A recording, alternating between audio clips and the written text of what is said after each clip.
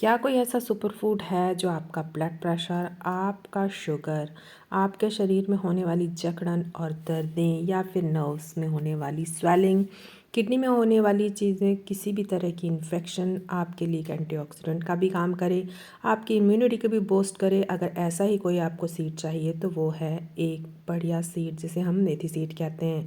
मेथी seed को आप भिगो के खाइए या फिर इन्हें लड्डू बना के खाइए, इसकी सब्ज़ी खाइए, सर्दियों में ये सभी तरह से फ़ायदा करती हैं। आज मैं आपके साथ लड्डुओं की वो रेसिपी शेयर करना चाहती हूँ जो जब हम छोटे थे तो हमारी मम्मी हमें बना के खिलाया करती थी। उस समय हमें ये लड्डू बड़े कड़वे लगते थे क्योंकि मम्मी इसमें आटे का प्रयोग कम करती थी। आज मैंने लड्डुओं में आटे का प्रयोग थोड़ा सा ज़्यादा किया है ताकि इसे बच्चे भी खा सकें। आपको दिन में सिर्फ एक ही लड्डू खाना है और जितनी प्रॉब्लम्स मैंने बताई हैं अगर आप 1 डेढ़ महीना सर्दियों में से खा लेंगे तो आपकी परेशानी दूर हो जाएगी। लड्डू बनाना बहुत ही आसान है, ये बहुत जल्द बन के तैयार हो जाते हैं, खाने में बहुत ही टेस्टी लगते हैं। आपको इन्हें दूध के साथ खाना है। ये देखिए कितने सॉफ्ट लड्डू बनकर तैयार हुए हैं। बिल्कुल इजी रेसिपी आपके साथ शेयर कर रही हूँ, झटपट से बनने वाली। जब आप इन लड्डुओं को खाएंगे तो आपको पता ही नहीं चलेगा कि ये मेथी के हैं। चलिए लड्डू बनाना शुरू करते हैं। लड्डू बनाने के लिए मैंने सबसे पहले 1 कप मेथी ली है। जी हाँ, ये मेथी दाना है जो हम मसालों में यूज़ करते हैं। अगर आपने आज से पहले कभी ये रेसिपी बनाई है तो प्लीज़ मुझे कमेंट कीजिएगा, नहीं बनाई है तो आज इसे ट्राई ज़रूर कीजिएगा।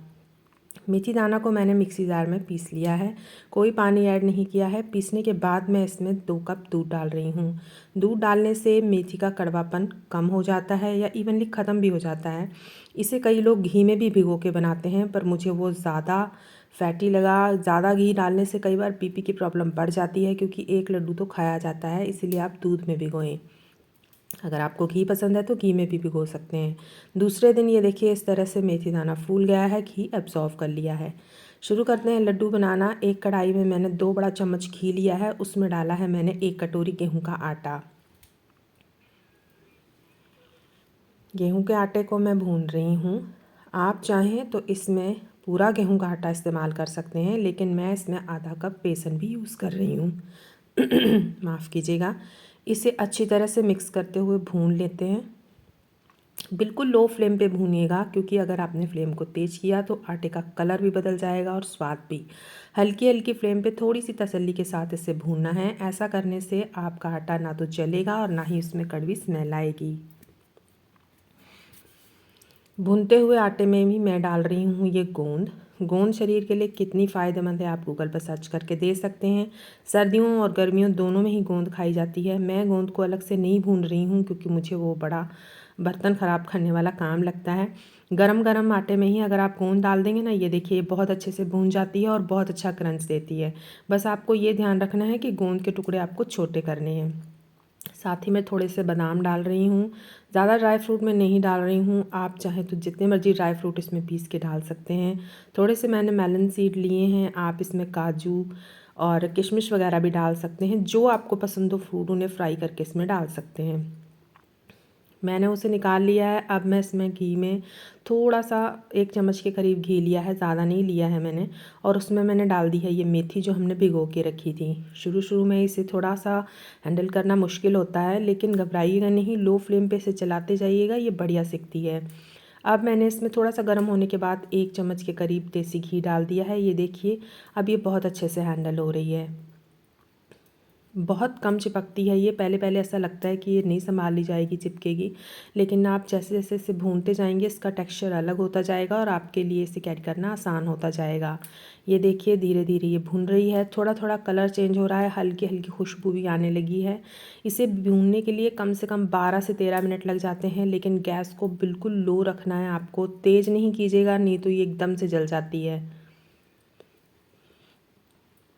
मुझे इसे भूनते हुए 7 मिनट हो गए हैं। 7 मिनट बाद ये देखिए ये बिल्कुल बिखरने लगी है, बिल्कुल दानेदार होने लगी है। जैसे जैसे आप इसे भूनते जाएंगे ये दानेदार टेक्सचर की हो जाएगी। पूरे 11 मिनट बाद मैं आपको दिखा रही हूँ। ये देखिए इसका टेक्सचर कितना बिखरा बिखरा सा हो गया है। इसने सारा जो घी है वो रिलीज़ कर दिया है और अच्छी भुन गई है, बहुत अच्छी खुशबू आ रही है। बस 1 मिनट मैं इसे और भूनूंगी, थोड़ा सा मैं इसका कलर चेंज करूंगी।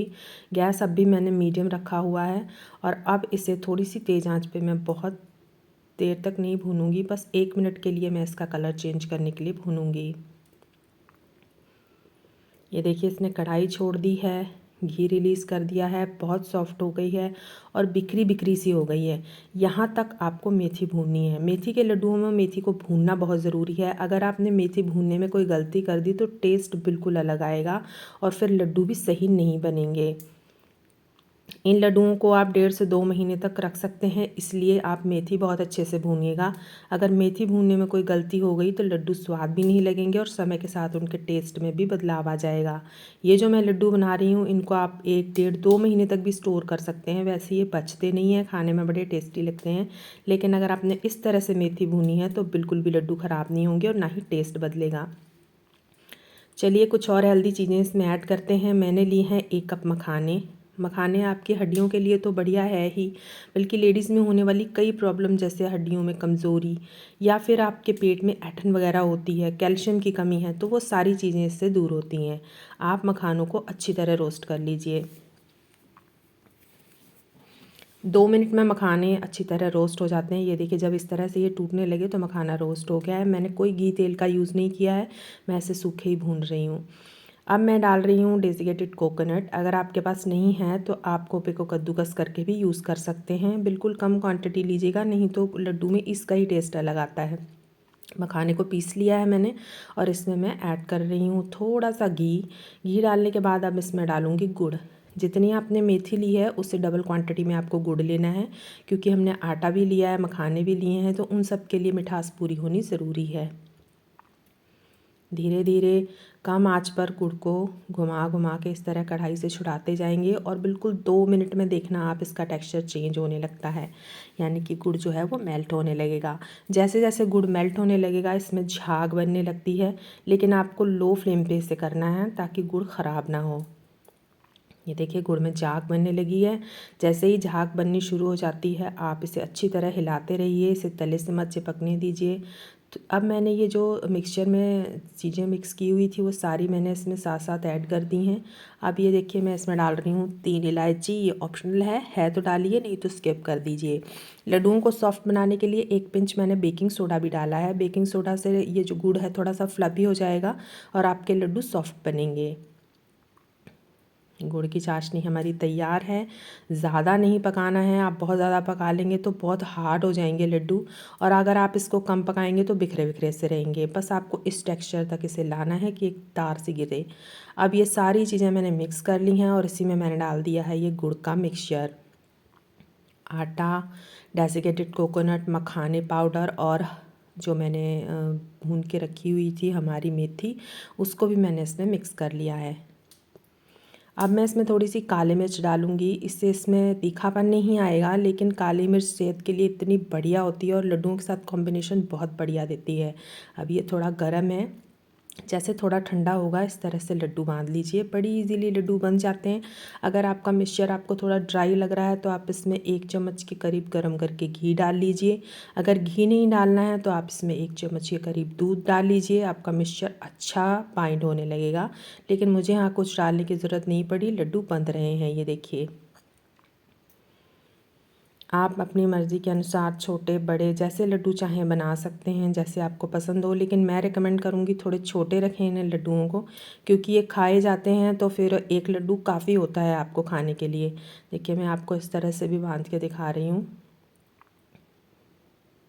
दोनों हाथों से दबाते हुए थोड़ा सा मिक्सचर लेके अच्छी तरह दबा लीजिए और दोनों हाथों से एक्स्ट्रा निकाल के ये लड्डू तैयार है। आप बिगिनर हैं तो इस तरह से बनाइए, और अगर आपको प्रैक्टिस है तो इस तरह से दोनों हाथों से भी बना सकते हैं। मैं इन्हें दोनों हाथों से बना रही हूँ क्योंकि मुझे इन लड्डुओं को बनाने की अब अच्छी प्रैक्टिस हो गई है। सर्दियों में बनाइए, खाइए और इन लड्डुओं की रेसिपी बताइए मुझे कि आपको कैसी लगी है। लड्डू सारे बनकर तैयार हो गए हैं। हर रोज़ एक लड्डू दूध के साथ आप लीजिए और देखिए अपनी इम्यूनिटी और जो भी मैंने आपको प्रॉब्लम्स बनाई हैं उसमें कितना फ़र्क आता है। अगर आपको लड्डुओं की रेसिपी पसंद आए तो प्लीज़ प्लीज़ मेरे चैनल को सब्सक्राइब करें, लाइक करें। Thank you, bye bye.